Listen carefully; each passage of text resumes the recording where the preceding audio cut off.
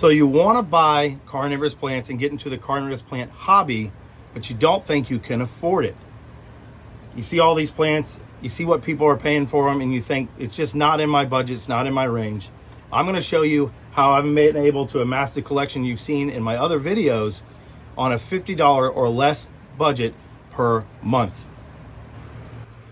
So collections like these are absolutely possible. They are well within the realm of affordability, and it just takes a little bit of know-how and how to maneuver around and how to make those connections. And in this video, we're going to talk about just that and how that you're able to harness sort of these connections and affordability measures in order to make your collection grow. And so first thing that we're going to talk about is shopping the deals. Now, a lot of these sites like Carnivorous, Predatory Plants, Saracenian Northwest, they will have deals that they are putting out that you can shop. And so what you want to do is keep an eye out for those deals as they come up. And they will, as soon as you log into the website, it'll say put in this code, get those access codes, and make sure that you take advantage of that. Now, the caveat to that is it may not always be the plant that you're wanting, but we'll talk about that in a minute about what you can do to get the plant that you want, sort of a roundabout way of doing so. Before I talk about that, I want to talk about how do you get these deals. So it's not always about just when you log in and it pops up that little window, it says put in this code. That's certainly a good way to do that. But the other way to do it is to sign up for the newsletters. When you sign up for those newsletters, you'll get the emails to you, and a lot of times those emails will have deals in it. For instance, Predatory Plants just had one the other day. It was a buy one, get one on their Drosera Bonata. And so there is I constantly see these deals. So I am signed up for Saracenian Northwest. I'm signed up for Predatory Plants, for Carnivorous. Sign up there. You will get emails about it, but you can always set up a rule in your emails if you don't like having them in your inbox. But it's a great way to take advantage of that. The other thing you can do, and I've talked about this in a prior video, is Saracenia Northwest in particular has a on their About Us page where if you sign up for the newsletter, you can enter to win a drawing. Now, there is a ton of people that do it, so it is a little difficult, but you can win up to $100 store credit to be used at their on their site. And so that is something to take advantage of. Now, let's talk about another way that you can grow these plants on a budget. So the next thing I'm going to talk about is buying small. And this is going to be a two-parter. I'm going to talk about buying small, physically small, and then buying small as far as local, mom and pops. So the physically small. So Nepenthes specifically, you'll notice the larger the plant, the price exponentially increases. And so what I recommend people do, if you've got time and patience, is to buy small plants that are going to be able to get you what you want at a much more affordable price. Now, this isn't always true for every Nepenthes. You can pay hundreds of dollars for certain ones that are even just basically seedling size. But for I'll say the more mainstream Nepenthes, if you buy them small, you can get a good price for them. Which brings me to the second part about buying small as far as businesses. Now, certainly there's something to be said about buying from these reputable growers that have a large target audience, that have a lot of a good reputation, right? But I have purchased a ton of my plants from people from Etsy and eBay and local nurseries, and it has been absolutely fantastic. Now, there is a huge caveat here. You want to make sure that you are properly vetting these individuals, and the way that you can do that is just checking on the comments and checking their ratings, not just on the actual site, but put in the name of their company in a Google search and see what people are saying about it on the forums. That's a good way to make sure that they're reputable.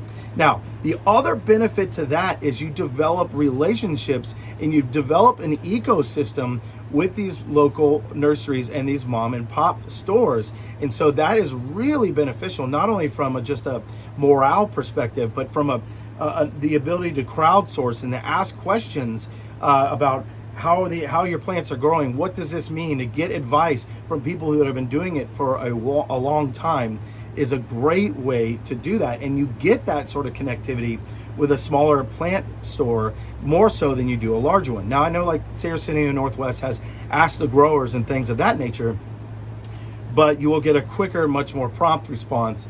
And there's a ton of subject matter experts out there that are just waiting to help people if you will just reach out to them. Now let's talk about the non-plant stuff, the media, the pots. So what I do is a lot of places like big box stores will actually give their pots away if you ask. Not all of them, but some of them like Lowe's and stuff, they have extra pots that they don't want, that they'll end up discarding, that you can absolutely just get from them for free. And that's a good way. Go ahead and properly rinse them and get them clean so that they don't have any lingering sort of fertilizer or anything in them. But that's a great way to get some good pots at a very cheap price, and then you just put holes in them. That way for Nepenthes, you got good aeration on the soil. While we're on the subject of supplies, let's talk about media. Media doesn't have to break the bank. I've talked about this in an earlier channel about you can buy the expensive long fibrous sphagnum moss from New Zealand online, but you can also get this sphagnum moss from your local big box stores like a Lowe's or Home Depot for right around $6 to $7. And it goes a long ways, and I can tell you that it works very well. And if you'll remember for about 3 videos ago, it'll also come back to life. But what I've learned since then is the New Zealand one will as well. So something, just an idea there that you could potentially use. Now, a quick note when you're buying plants online and using like an Etsy and an eBay, in my experience, be very, very careful, especially on Amazon, when you're buying seeds. I've seen a lot of people get taken advantage of when they're buying seeds, specifically from Amazon, oddly enough. Etsy seems to have a better vetting process, followed by eBay, even though eBay can be a little sketch too. So again, do your homework when you're looking at resources. Now, let's talk about lighting, and let's talk about any of the other sort of growing conditions that you need that you can get on a budget. Lighting does not have to break the bank. I'm trying to be very genteel about showing you these lights, but what I use is called Ficida lights, and they are absolutely fantastic. They're about $50 price point on Amazon, but also if you don't want to use that and you want to use more of a name brand, if for my Drosera, I have got a Mars Hydro in there.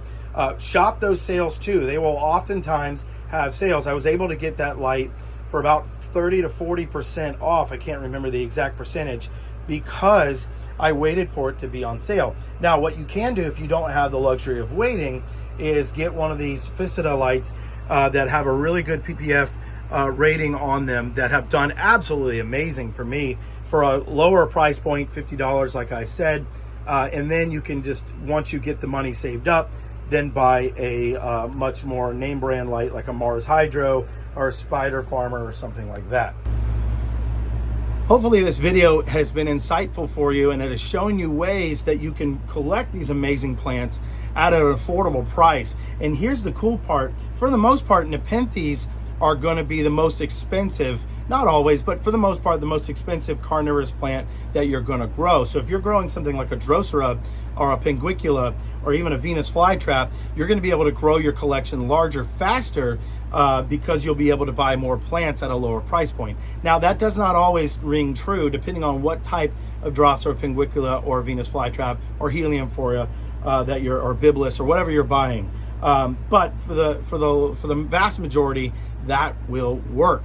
But I hope this video has brought you some clarity, has helped you out, given you some ideas on how to shop around. Not all these resources will be available to you depending on where you live, but if you look hard enough, there are opportunities out there. If you have any questions or concerns, please don't hesitate to comment and reach out to me. I'm happy to help, and I'm happy to try to help get you to the resources in your locale. As always, I hope you have a wonderful day and a wonderful week. I'll see you soon. Bye-bye.